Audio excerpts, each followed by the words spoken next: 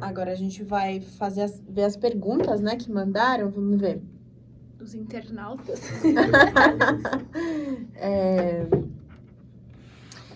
Tem uma pergunta aqui. Qual a chance de recuperação total após um AVC hemorrágico?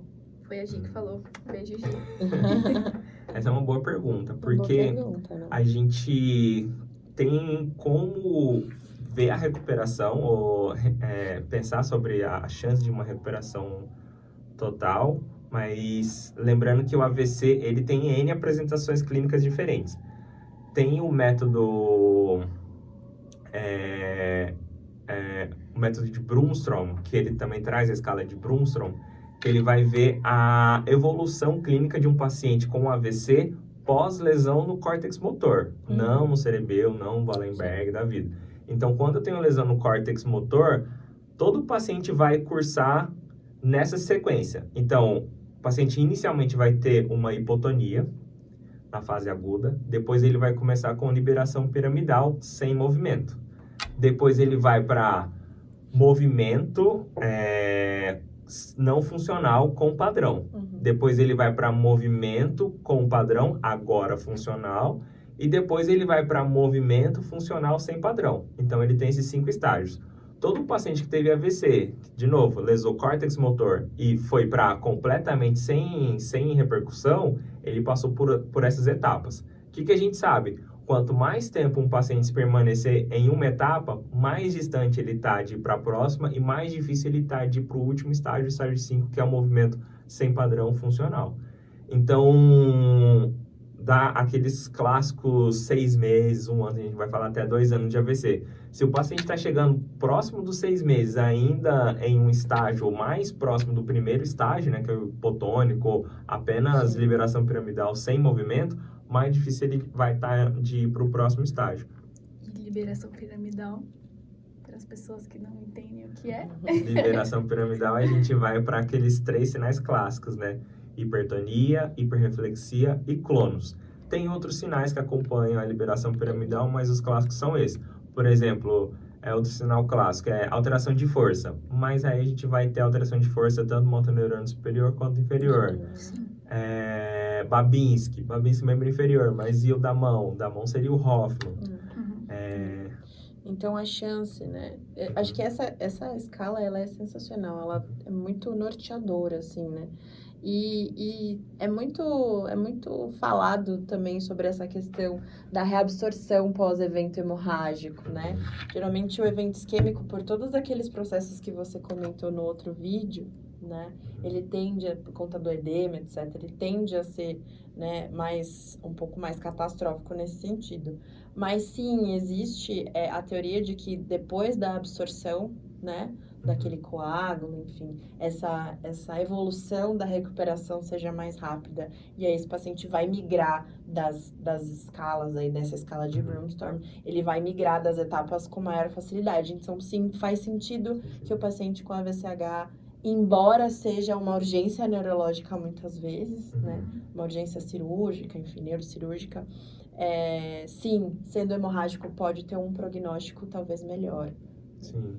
Embora vários aspectos precisem ser considerados, não dá pra gente pensar. Por exemplo, só no tem 2 algoritmos que se propõem a falar se o paciente vai melhorar ou não. Você ia falar desse? Da marcha? Isso, pode falar. Sucesso. Fala desse artigo, pelo amor de Deus, é maravilhoso. Tem um artigo que eu esqueci qual é o nome do... CEPAS. Acho que é CEPAS. Que ele diz que... Põe o link na descrição da Isso, eu vou colocar. Esse artigo é bem legal. Ele diz que eles estão vendo fatores que possibilitam que a pessoa que teve um AVC chegue na marcha, né? Então, quais são esses fatores, o que a gente pode olhar e falar assim, nossa, acho que esse paciente tem um prognóstico para marcha. E ele traz muito controle de tronco nessa fase aguda, quando ele tá na enfermaria ainda, quando ele tá com a gente, né, no hospital. Então, eles dizem que o paciente que logo após o evento, ele tem um bom controle de tronco, ele vai ter um prognóstico bom para marcha. E tem aquele também. Esse é o para marcha, né? E tem o para membro superior, que aí é o PREP. PREEP, PREP. Que aí ele vai me colocar no algoritmo o quão talvez esse paciente vai recuperar bem. No seguinte sentido, o paciente está na fase ainda aguda do AVC, então ele passou da fase subaguda.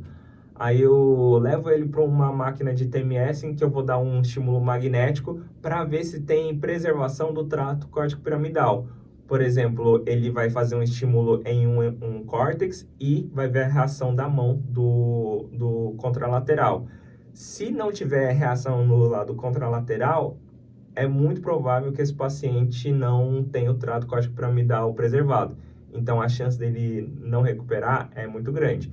Isso é 880. Claro que ele vai segregando, né, esse PREP aí, né, para uma grande chance, uma pequena chance. E mesmo quando o cara não tem nenhuma recuperação, nenhuma resposta na estimulação magnética, ele tem outra análise, que é por exame de imagem, que aí ele vai ver a zona de penumbra ali, o quanto essa zona de penumbra está impactando nessa não resposta. E, de novo, quanto menos não resposta ele tem, mais chances esse cara tem de não se recuperar. E, do contrário, quanto mais resposta, o cara fez 8 estímulos, 8 respostas, o cara tem uma chance de recuperar bom. Muito bem. Mas eu lembro uma vez da professora Maria Elisa, né, a professora nossa, falando sobre esses métodos que se predispõem a propor ou falar se o paciente vai recuperar ou não. Na época ela estava falando sobre hand grip. Então, um paciente que tem um bom hand grip, ele vai ter uma melhora, vai cursar melhor. É interessante, mas o que vai realmente dizer se o paciente vai evoluir mesmo é a terapia, é o dia a dia, pegar na fase aguda dele. Porque isso é muito tendenciado. Às vezes o cara trabalhou braçal, a mão, a vida inteira, então ele vai ter um baita hand grip, só que a lesão dele não ajuda ele. Isso tem a ver com frequência de reabilitação, acesso, né, com o terapeuta, com o próprio paciente. Tem até uma questão social envolvida, como é que essa família está envolvida, né? O tempo que ele vai, né, se dedicar para a terapia, não só na terapia em si, mas com as orientações que o profissional for fazer para ele. Acho que isso varia muito. Pode ser, ele tem um bom controle de tronco, mas depois que ele tem alta, ele não procura o serviço de fisioterapia e fica deitado o dia inteiro. Então, assim... A gente está com um paciente no ambulatório que está exatamente assim. Exatamente. Sim. Exemplos, né? E outra coisa que eu acho que é interessante também falar é do método SMART.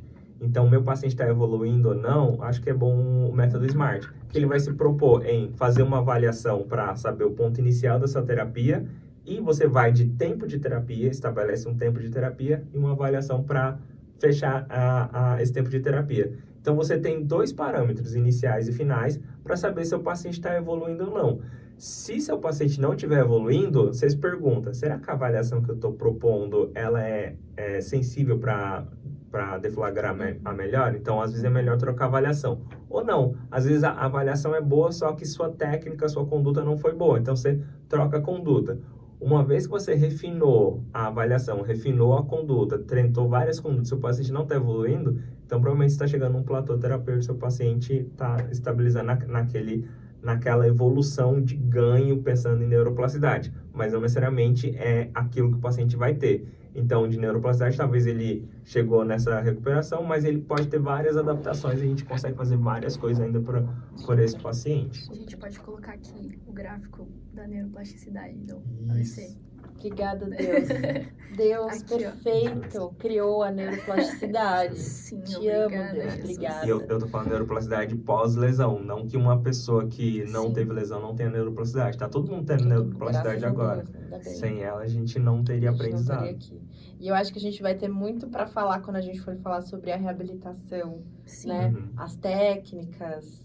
O que a gente pode fazer por esse paciente, essa questão da cronicidade. Meu paciente já tem 2 anos de lesão. E aí, será que ele vai conseguir ainda ter ganhos depois de tudo isso, né? Essa diferença da reabilitação, né? Aguda e crônica. Mas, assim, uma coisa é certa, né? A neuroplasticidade, ela vai existir até o último segundo da nossa vida, né?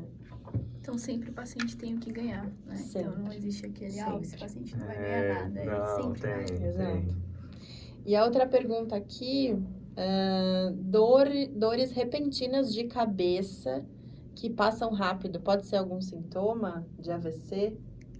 E aí, Tá, nós. você quer a resposta com ansiedade ou sem ansiedade? Nossa, Pode. pode, Pode. né? Óbvio, pode, mas é muito. Dor de cabeça é algo muito amplo. Inclusive, a gente vai falar de cefaleia. A gente tá muito feliz. Sim, Uma a gente pessoa já tem um muito convidado especial vai falar de maravilhoso. cefaleia Manja com a gente. muito. Maravilhoso. Mas sim, Sim. né? Eu acho que a cefaleia pode até estar associada à hipertensão, principalmente se for, né, na região posterior, no Sim. cal. Mas tem que ser investigada, Sim. né? Cefaleia é multifatorial, então... Se você tá sentindo dor de cabeça, assiste nosso vídeo com o Thiago, Com o que Thiago. você vai descobrir de onde tá vindo aí. Então, assim, Vai descartar o com- AVC, eu espero. com ansiedade, lá na enfermaria da Neuro, boa parte dos pacientes que estão internados lá começaram com uma dor de cabeça e estão internados lá. Mas não quer dizer que todo mundo que tem a dor de cabeça vai parar Então, lá. AVC, exatamente. Então, você fala, é uma coisa que vai ter uma prevalência alta aí na nossa sociedade. Mas dá pra fazer N coisas e nem sempre ela vai ser, tipo, catastrófica, um AVC ou qualquer outro Sim, evento aí sim. que... E na dúvida, procura um neurologista. Isso. Isso.